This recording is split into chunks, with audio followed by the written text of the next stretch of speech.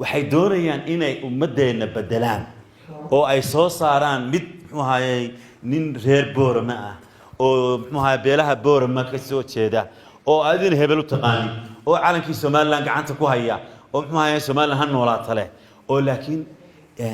gudaha ka ah ninkii samaystay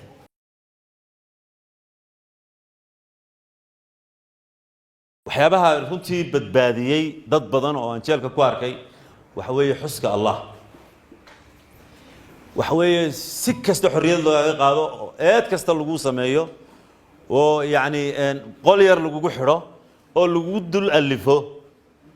waxa weeye quraanka Allah marka la hadlaysid Allah baad la hadlaysaa waxa weeye laabtu ku qaboojinaya akbar laab qaboojiya ugu weyn ee dasiya ugu weyn waa hadalka Allah waxaan doonayaa muxuu ahaayay halkan inaan ka salaamo saaxiibadeedii jeelka ilaahayna waxaan idinka baryayaa in muxuu ahaayay idinka soo saaro xabsiga samafalka waxay lagu soo koobay qof gaajoonaya oo cunto la siiyo ama dhaqaale oo muxuu ahaayay cunto ku iibsada la siiyo qof hooy raba oo hooy loo dhiso qof xanuunsanaya oo lala raadiyo dhaqaalihi caafimaadka iyo wax la halmaala inahaasa ayay badanaaba muxuu ahaayay ku soo dhacaysa dadka samafalka taas ku dhama samafalka ugu weyn ee aan aaminsanahay waxa weeye inaad u samayso samafal cid dulman qof dhibban oo maalan xidhan qofkii guduhu ku jira ma haysto cid u hadasha qof gaajoonaya tusaalahaan Boorama albaabka ugu horeeyo garaacaya jamaacad alkhayr waxa weeye reerka ugu horeeyo garaacaya siya bal nin jeelka ku jira aan mikrofon loo ogolaynay oo aan muxuu ahaayay warbaahin loo ogolaynay oo aan mobil loo ogolayn oo doonaya inuu kiiskiisa la sharaxo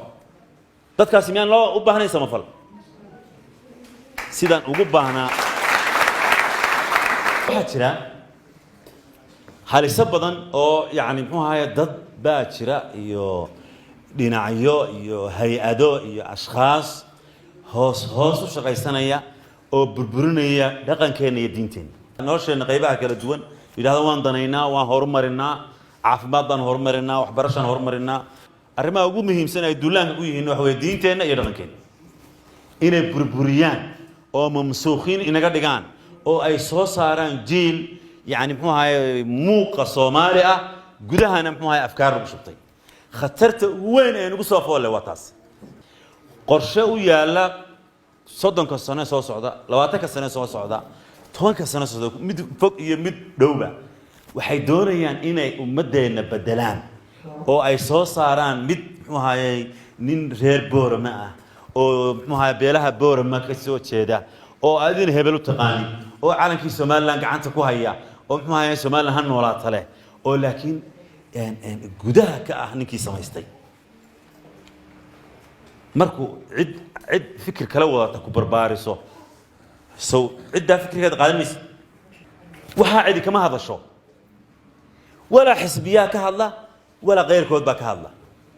maanta oo dhan waxaan ku xiiqsanahay muxuu ahaayay halkan biyo kama jiraan iyo halkan wadda kama jirto iyo muxuu ahaayay waxa weeye kursiga reer hebel baa badan iyo reer hebel ku yaal waxa soo dhan haris maaha